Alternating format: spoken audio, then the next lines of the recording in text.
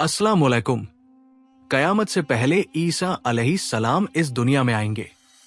ये हर एक मुसलमान को पता है, लेकिन वो किस जगह पर उतरेंगे, इसके बारे में बहुत सारे लोग अलग अलग सोचते हैं। तो ईसा अलैहिस्सलाम एग्जैक्टली किस जगह पर उतरेंगे? और आज जो सीरिया में ये जंग चल रही है, इसका ईसा अलैहिस्सलाम से क्या ताल्लुक है? अभी कुछ दिन पहले जैसे ही सीरिया के अंदर बशर अल असद की हुकूमत खत्म हुई और सीरिया में अबू मोहम्मद अल जुलानी के HTS ग्रुप ने कंट्रोल हासिल किया, तो उसमें एक चीज वायरल हुई कि उन्होंने एक बहुत ही बड़ा बयान दिया है। लेकिन उस बयान के बारे में कोई भी बातें नहीं कर रहा था, बल्कि बात हो रही थी तो उस मस्जिद की जहां पर उसने बयान दिया था। और इस बयान के मशहूर होने की वजह यही थी कि वो बयान उसी मस्जिद में दिया गया है जिसमें हजरत ईसा अलैहिस्सलाम उतरेंगे। और उनके इस बयान में दुनिया के सारे मुसलमानों के लिए एक बहुत ही बड़ा मैसेज छुपा था। लेकिन आप में से बहुत सारे लोग सोच रहे होंगे कि इसमें क्या ही बड़ी बात होगी, क्योंकि ऐसी स्पीच तो कोई भी आकर दे सकता है। लेकिन अल जुलानी ने जो इसी मस्जिद को स्पीच के लिए चुना है, इसमें बहुत ही बड़ा मैसेज छुपाया है।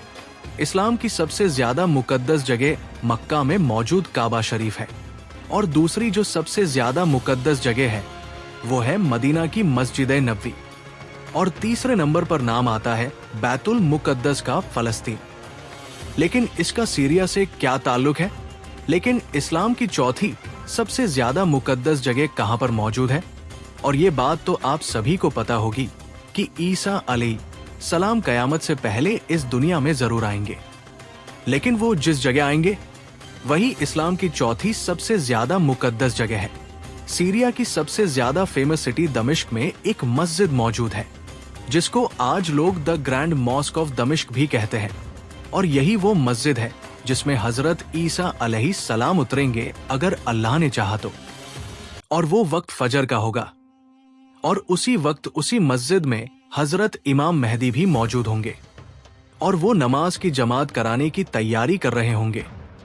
और ईसा अलैहिस्सलाम को देखने के बाद इमाम मेहदी हजरत ईसा अलैहिस्सलाम को नमाज पढ़ाने के लिए आगे करेंगे। लेकिन ईसा अलैहिस्सलाम मना कर देंगे, और ईसा अलैहिस्सलाम इमाम मेहदी के पीछे ही फजर की नमाज अदा करेंगे। और इस मस्जिद का इतिहास सिर्फ इतना ही नहीं है, बल्कि याह्या अलैहिस्सलाम, इनको ईसाई और मुसलमानों में दोनों में रिस्पेक्ट दी जाती है, और उनको बहुत ही ज्यादा बेदर्दी से शहीद कर दिया गया था, और उनके सर को इसी मस्जिद के पास ही दफनाया गया था। और बैतुल मुकद्दस के फातेह सुल्तान सलाउद्दीन अयूबी को भी इसी मस्जिद के पास दफनाया गया था। और यहां तक ही नहीं, बल्कि करबला के मैदान में इमाम हुसैन और इमाम हुसैन के साथियों को जब शहीद कर दिया गया था, उसके बाद इमाम हुसैन के खानदान वालों को, जिसमें बच्चे या फिर औरतें थी, उनको कैदी बनाकर वो भी दमिश्क की यही मस्जिद थी। और आज के दौर में सभी लोग इसको दमिश्क की जमा मस्जिद भी कहते हैं। ये 1300 साल पुरानी एक ऐतिहासिक मस्जिद है, और इसीलिए अल जुलानी ने स्पीच के लिए यही मस्जिद चुनी थी, क्योंकि इस मस्जिद की दुनिया भर के मुसलमानों में बहुत ही ज्यादा वैल्यू है। दुनिया के सबसे ज्यादा सहाबा इराम और बड़े बड़े स्कॉलर्स अगर मक्का और मदीना के अलावा कहीं पर दफन है तो वो यही दमिश्क शहर है। जब सल्तनत बनु उमैया का दौर शुरू हुआ तो उन्होंने इसको अपना सेंटर बनाया और इस सिटी को अपनी राजधानी बनाया। और सल्तनत बनु उमैया का एक बहुत ही ताकतवर बादशाह था जिसका नाम था अल वलीद। उसी ने इस मस्जिद की 705 ईस्वी से लेकर 715 ईस्वी के बीच में बुनियाद रखी थी। तामरा के मामले में ये अल वलीद के सबसे ज्यादा जबरदस्त काम के तौर पर याद किया जाता है। और यहाँ पर यह बहुत ही ज्यादा इंटरेस्टिंग बात है, इस मस्जिद के बनने से बहुत ही सालों पहले से इस जगह की अहमियत कायम रही है, क्योंकि यही वो जगह है जहां के बारे में स्कॉलर्स दावा करते हैं कि आदम अलैहिस्सलाम के दोनों बेटों ने, हबील और काबिल ने, अपनी कुर्बानी पेश की थी। और बहुत सारे हिस्टोरियंस ये भी दावा करते हैं कि ये जगह यूनानियों की भी बहुत ज्यादा मुकद्दस जगह थी, जहां पर वो तारों की पूजा किया करते थे। लेकिन जब रोमन एम्पायर ने इस जगह पर कंट्रोल किया तो उन्होंने इस जगह को गिरजाघर में बदल दिया। और जैसे कि वीडियो की शुरुआत में हमने बताया था कि याह्या अलैहिस्सलाम, इनको ईसाई और मुसलमानों में दोनों में रिस्पेक्ट दी जाती है और उनको बहुत ही ज्यादा बेदर्दी से शहीद कर दिया गया था। और यहां से ये ईसाइयों के लिए बहुत ही ज्यादा मुकद्दस जगह बन गई।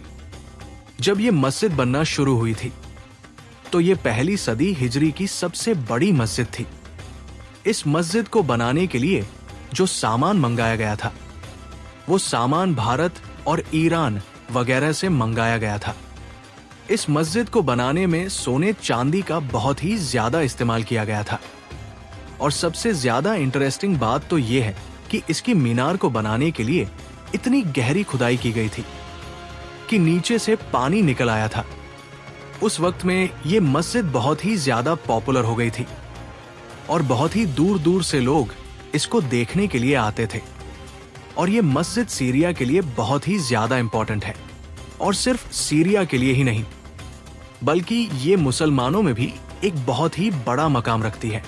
लेकिन सीरिया के अंदर जो ये बहुत ही बड़ी बड़ी जंगें हुई और सीरिया के बहुत ही बुरे हालातों की वजह से, इन सारी चीजों की वजह से मस्जिद को बहुत ही ज्यादा नुकसान हुआ। और स्कॉलर्स के मुताबिक इसी मस्जिद के अंदर वो खास कुरान मौजूद था जिसमें शहादत के वक्त हजरत उस्मान गनी रजी अल्लाह ताला अन्हो का खून टपका था। लेकिन मस्जिद में लगने वाली एक बहुत ही बड़ी आग की वजह से वह कुरान भी शहीद हो गया। और खास करके 2011 के बाद जो ये सिविल वॉर शुरू हुई, इसने सीरिया के अंदर बहुत ही आलीशान इमारतों को मलबे में बदल दिया है। तभी इस मस्जिद को कुछ भी नहीं हुआ। लेकिन जब आप इस मस्जिद को बाहर से देखेंगे तो आपको पता चलेगा कि इस वॉर का असर इस मस्जिद पर भी हुआ है, क्योंकि उसका कलर बहुत ही ज्यादा चेंज हो चुका है। ये सब तो दमिश्क और ईसा अलैहिस्सलाम के बारे में था। लेकिन क्या आपको पता है कि इमाम मेहदी कहां पर आएंगे? जानने के लिए सब्सक्राइब अदीब सिद्दीकी।